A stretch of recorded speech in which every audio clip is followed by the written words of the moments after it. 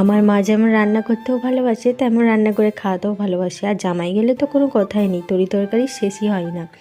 তো বাবার বাড়ি গিয়েছিলাম কালী পুজো উপলক্ষে। আর মা দেখো কত কি আয়োজন করেছিল দুপুরবেলায়। তো দুপুরে বানিয়েছিল ভাত, সাথে ছিল পেঁয়াজ পোস্ত। এটা স্পেশালি জামাইয়ের জন্য, তার কারণ ও অতটা তরকারি পাতি পছন্দ করে না। তারপরে ছিল কুমড়ো পুঁই শাক, মাছের মাথা দিয়ে বড়ি দিয়ে বানিয়েছিল, দুর্দান্ত বানিয়েছিল।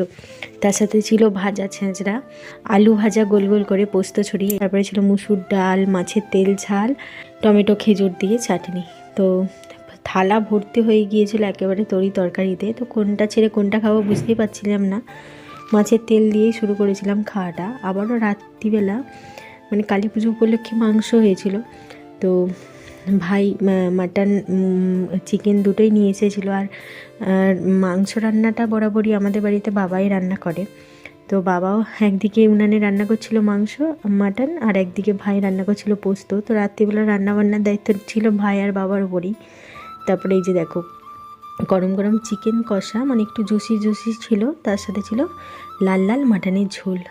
আর তারপরে একটু চিকেন কষা খেয়ে নিয়েছিলাম। তারপর রাত্রিবেলায় মাটনের ঝোল, সাথে আলু পোস্ত, বেগুন ভাজা, আলু ভাজা দিয়ে মাটনের ঝোল দিয়ে মেখে ভাত খেয়েছিলাম। সত্যি মাংসটাও দুর্দান্ত হয়েছিল।